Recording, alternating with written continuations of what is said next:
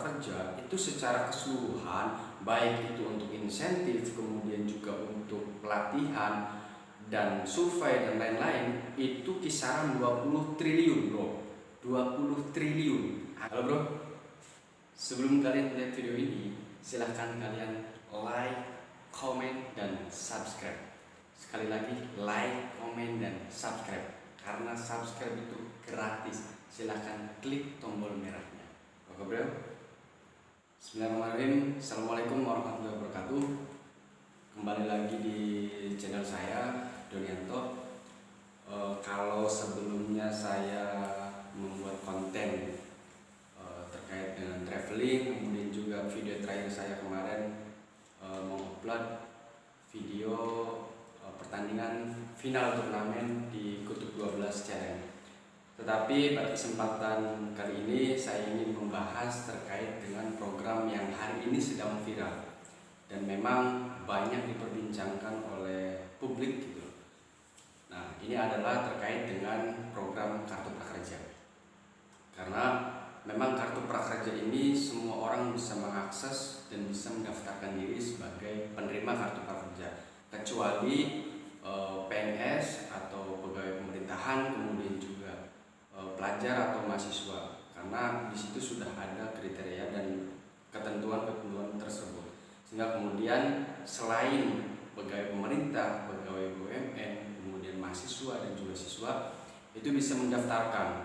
Artinya siapapun berhak untuk mendaftarkan dan mendapatkan kartu prakerja yang insentifnya yaitu bisa menerima 600.000 setiap bulan ya, selama kurang lebih 4 bulan. Dan nanti itu ada survei yaitu 150.000.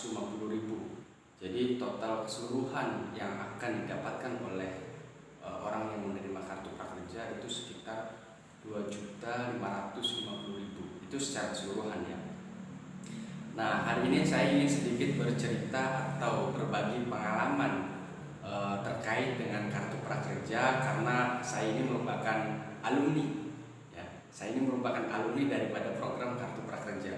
Karena saya mendaftar Kartu Prakerja itu dari mulai gelombang pertama, dimulainya atau dibukanya program Kartu Prakerja saya sudah mendaftarkan. Ya. Tetapi sebelum itu saya sedikit ingin menjelaskan terkait dengan latar belakang Kartu Prakerja, karena memang ini adalah program pemerintah, program Pak Jokowi yang sebelumnya juga sudah dikampanyekan ketika dalam masa kampanyenya Pak Jokowi menerapkan, ketika nanti jadi presiden akan menerapkan program Kartu Prakerja. Dan program Kartu Prakerja ini baru diterapkan sekitar 10 bulan yang lalu ketika masa pandemi yang melanda negeri ini. Saya rasa Pak Jokowi sebelumnya tidak kemudian menerapkan program ini ketika pandemi. Saya rasa tadinya pemerintah berupaya untuk bagaimana bagi mereka-mereka yang belum mendapatkan pekerjaan, mereka diberikan pelatihan, tetapi secara langsung, bukan secara online. Saya yakin pada saat awalnya desainnya seperti itu. Nah, tetapi kemudian ketika ada pandemi dan masyarakat membutuhkan bantuan, akhirnya pemerintah berupaya menginovasikan agar semua bisa tercover. Artinya selain kartu prakerja ini bisa untuk sebagai pelatihan, tetapi dalam tanda kutip pelatihan online ya. Jadi kita hanya melihat video yang disediakan oleh platform digital tertentu. Di sisi lain kita juga nanti setelah melakukan pelatihan itu kita akan mendapatkan insentif. Jadi ada dua aspek yang kemudian didapatkan oleh penerima kartu prakerja. Pertama, bisa meningkatkan skill dan juga bisa menambah wawasan dengan melihat video tersebut, walaupun memang di YouTube juga banyak.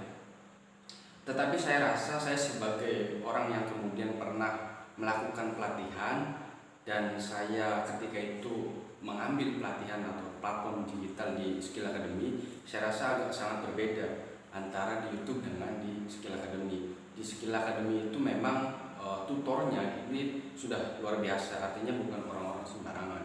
Sehingga apa yang sudah saya dapatkan dari pelatihan itu tentu sangat bermanfaat bagi saya. Itu hanya pengalaman saya. Ya, lalu kemudian baca dari beberapa media online terkait dengan prakerja. Prakerja ini saya baca kemarin itu kapasitas atau kuotanya sekitar 5,6 juta penerima kartu prakerja. Jadi cukup banyak sekali yang kemudian difasilitasi oleh pemerintah atau kuota yang diberikan oleh pemerintah. Sekali lagi, kuotanya adalah 5,6 juta penerima kartu prakerja. Nah, lalu yang menjadi pertanyaan, sampai hari ini atau sampai gelombang 9 ini sudah berapa penerima yang mendapatkan kartu prakerja? Saya lihat itu dari mulai gelombang pertama sampai gelombang 9, itu pada saat gelombang pertama kapasitasnya hanya 200.000 ya, hanya 200.000. Kemudian gelombang kedua pun sama, sampai gelombang ketiga pun itu sama, pada saat awal 200.000, karena memang pada saat awal pemerintah belum maksimal untuk bagaimana menerapkan kartu prakerja, karena ada beberapa yang harus dievaluasi, sehingga kemudian hanya mencoba 200.000 dari gelombang pertama sampai gelombang 3. Lalu kemudian ketika pemerintah sudah mengevaluasi, pada saat itu juga gelombang 3 ditutup, lalu pemerintah mencoba untuk mengevaluasi sekitar kurang lebih 1 bulan. Program kartu prakerja ini ditutup sementara, lalu kemudian dibuka kembali gelombang 4 ketika pemerintah sudah menyelesaikan evaluasi terkait dengan teknis-teknis yang memang harus dievaluasi ketika gelombang 1 dan sampai gelombang 3. Nah, lalu untuk gelombang 4 ini pemerintah menyiapkan 800.000 penerima kartu prakerja. Jadi artinya perbedaan kuotanya ini cukup drastis sekali, karena pada saat gelombang 1 sampai gelombang 3 hanya 200.000, tetapi kemudian ketika pasca dievaluasi pemerintah memberikan kebijakan yaitu untuk kuota atau kapasitas penerima kartu prakerja itu berkisar di angka 800.000. Itu dari mulai gelombang 4 sampai gelombang 9 kemarin ketika ditutup. Itu kuotanya 800.000. Rata-rata setiap gelombang itu saya baca kemarin dari media online itu hampir 1,7 juta yang mendaftar di kartu prakerja. Lalu yang diterima adalah 800.000. Jadi artinya hanya setengahnya yang diterima mendapatkan kartu prakerja. Ya, lalu kemudian ya kalau kita totalkan atau kalau kita jumlahkan yang memang kartu prakerja ini secara keseluruhan, saya katakan tadi bahwa jumlah kapasitas secara keseluruhan ya yang saya baca dari media online itu sekitar 5,6 juta penerima kartu prakerja. Nah, kalau kita kalkulasikan dari gelombang awal atau gelombang pertama sampai gelombang 3 200.000, kemudian juga dari gelombang 4 sampai gelombang 9 800.000, kalau kita kalkulasikan itu sudah mencapai 5,4 juta penerima kartu prakerja sampai gelombang 9. Jadi artinya hanya tersisa 200.000 lagi penerima kartu prakerja.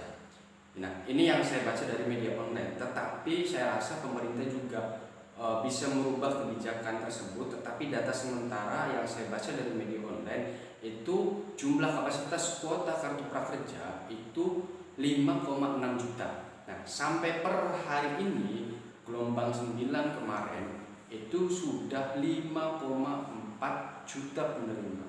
Saya katakan lagi, artinya cuma 200.000 lagi penerima kartu prakerja. Ya, ini hanya data sementara, mungkin kedepannya pemerintah akan berubah dan sebagainya, saya tidak tahu. Yang jelas itu hanya yang saya baca dari media online ya. Nah, yang menjadi pertanyaan lagi adalah kartu prakerja ini jumlah nominalnya berapa anggarannya?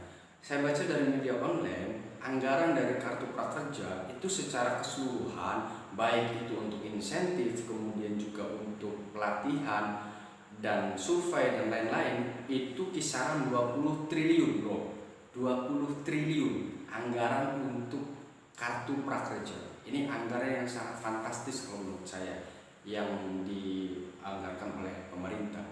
Nah, lalu kemudian yang menjadi pertanyaan lagi adalah apakah kemudian program Kartu Prakerja ini merupakan program yang efektif untuk masyarakat dan bisa dirasakan manfaatnya oleh masyarakat, ataukah seperti apa?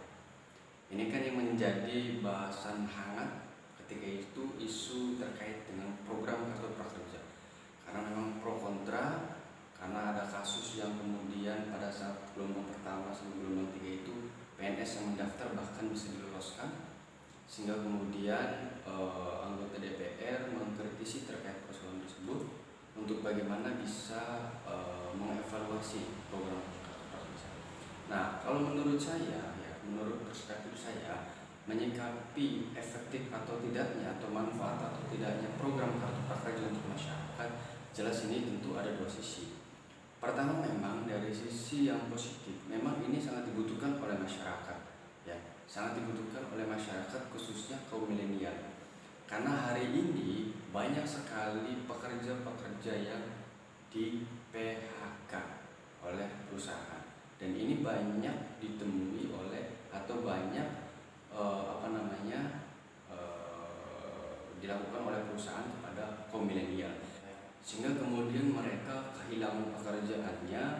Dan salah satu alternatif untuk bagaimana mereka mendapatkan penghasilan adalah mereka berupaya untuk bisa mendaftarkan di program Kartu Prakerja. Nah, ini adalah solusi atau alternatif bagi mereka-mereka yang terkena dampak COVID-19 atau mereka-mereka yang di PHK oleh perusahaan. Nah, jelas program ini sangat efektif untuk bagaimana bisa membantu masyarakat. Artinya, dengan adanya program Kartu Prakerja, paling tidak kita bisa membantu ataupun pemerintah bisa membantu masyarakat untuk kebutuhan sehari-hari. Karena di masa pandemi ini sangat sulit sekali, semua sangat sulit, sehingga dengan adanya bantuan program Kartu Prakerja ini bisa membantu, ya. Tetapi memang yang menjadi persoalan adalah program Kartu Prakerja ini harus diakses secara online, ya, harus diakses secara online, sehingga yang menerima Kartu Prakerja saya melihat hampir mayoritas adalah kaum milenial, karena mereka yang mengerti atau yang bisa terkait dengan digitalisasi. Tetapi tidak menutup kemungkinan juga di luar daripada kaum milenial mereka juga ikut mendaftar, ya. Lalu kemudian solusi alternatifnya adalah bagi mereka-mereka yang mungkin kurang menguasai dalam akses internet ataupun digitalisasi. Saya rasa kita harus bisa membantu mereka. Kita harus bisa membantu mereka, harus memfasilitasi mereka untuk bisa mendaftar. Itu sah-sah saja. Yang penting mereka bukan bagian dari PNS, bukan bagian dari kepala desa, bukan bagian dari pegawai pemerintahan, pegawai BUMN. Itu sah-sah saja untuk kita bantu agar mereka bisa mendaftarkan, ya. Silakan nanti bisa didaftarkan, baik itu orang tua ataupun saudara, tetangga, dan yang lainnya, selama memang persyaratan dan validitas data yang kemudian dimiliki oleh orang tersebut memang benar-benar datanya valid, ya. Ya, mungkin itu yang kemudian harus kita bantu. Sehingga saya rasa pemerintah sudah berupaya semaksimal mungkin untuk membantu masyarakat, ya. Saya melihat bahwa kaum milenial ini adalah kesempatan kaum milenial untuk bisa mendapatkan bantuan dari pemerintah. Karena kalau untuk bantuan-bantuan yang lainnya di luar daripada prakerja, ini akan sangat sulit karena membutuhkan misalkan kartu keluarga, ya, ataupun berkas-berkas yang lainnya yang mungkin mereka tidak miliki. Tetapi kalau untuk prakerja, mereka hanya butuh KTP, ya, kemudian identitas lainnya hanya melengkapi data-data diri, sehingga kemudian ini bisa membantu kaum milenial untuk kebutuhan sehari-hari. Barangkali mereka-mereka yang tadinya bekerja di perusahaan atau di pabrik dan sebagainya terkena PHK bisa mendapatkan bantuan dari pemerintah dan bisa dirasakan manfaatnya. Mudah-mudahan itu bisa bermanfaat, dan mudah-mudahan ini juga menjadi hal yang baik untuk kita semua, untuk kita manfaatkan apa yang kita sudah dapatkan. Misalkan yang sudah menerima, uangnya dimanfaatkan dengan baik, jangan sampai disia-siakan. Pemerintah sudah berupaya semaksimal mungkin untuk membantu masyarakat. Saya rasa mungkin nanti saya akan membuat video berikutnya terkait